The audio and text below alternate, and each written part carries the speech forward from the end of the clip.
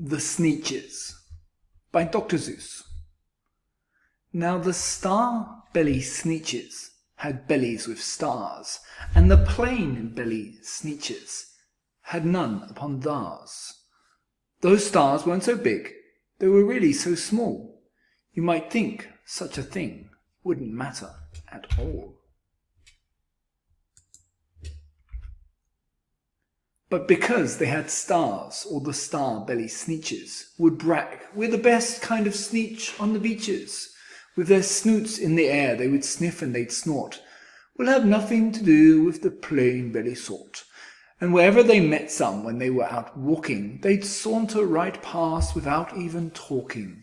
When the star-belly children went out to play ball, could a plain-belly get in the game? Not at all. You only could play if your bellies had stars, and the plain-belly children had none upon theirs. When the star-belly Sneetches had Frankfurter roasts, or picnics, or parties, or marshmallow toasts, they never invited the plain-belly Sneetches. They left them out cold in the dark of the beaches. They kept them away, never let them come near, and that's how they treated them, year after year. Then one day, it seems, while the plain-belly Sneetches were mopping and doping along on the beaches, just sitting there wishing their bellies had stars, a stranger zipped up in the strangest of cars. "My friends," he announced in a voice clear and keen, "my name is Sylvester McMonkey McBean, and I've heard of your troubles, and I've heard you're unhappy. But I can fix that. I'm the fix-it-up chappie. I'll come here to help you. I have what you need. My prices are low and I work at great speed, and my work is 100% guaranteed." Then quickly Sylvester McMonkey McBean put together a very peculiar machine, and he said, "You want stars like a star-bellied Sneetch? My friends, you can have them for $3 each. Just pay me your money and hop right aboard." So they clambered inside. Then the big machine roared, and it clonked and it clonked, and it jerked and it burked, and it bopped them out. But then things really worked. When the plain-belly Sneetches popped up, they had stars. They actually did. They had stars upon theirs. Then they yelled at the ones who had stars at the start. "We're exactly like you. You can't tell us apart. We're all just the same now, you snotty old smarties. And now we can go to your Frankfurter parties." "Good grief," groaned the ones who had stars at the first.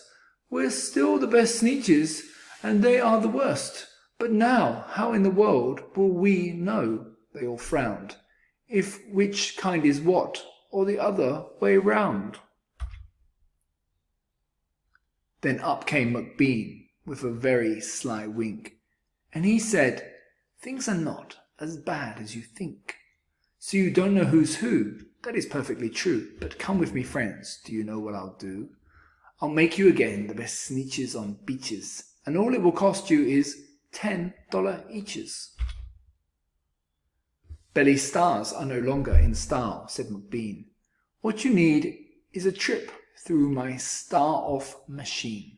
This wondrous contraption will take off your stars, so you won't look like Sneetches who have them on theirs." And that handy machine worked very precisely, removing all the stars from their tummies quite nicely. Then with snoots in the air they paraded about, and they opened their beaks and they let out a shout. "We know who is who, now there isn't a doubt. The best kind of Sneetches are Sneetches without." Then of course those with stars all got frightfully mad. To be wearing a star now was frightfully bad. Then of course old Sylvester McMonkey McBean invited them in to his star-off machine. Then, of course, then on, as you probably guess, things really got into a horrible mess. All the rest of the day on those wild, screaming beaches, the fixie-up chappie kept fixing up Sneetches. Off again, on again, in again, out again. Through the machines they raced round and about again, changing their stars every minute or two. They kept paying money. They kept running through, until neither the plain nor the star-bellies knew whether this was that one, or that one was this one, or which one was what one, or what one was who. Then when every last cent of their money was spent, the fixie-up chappie packed up and he went, and he laughed as he drove in his car up the beach. They never will learn. No, you can't teach a Sneetch.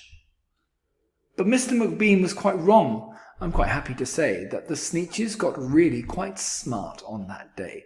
The day they decided that Sneetches are Sneetches and no kind of Sneetch is the best on the beaches.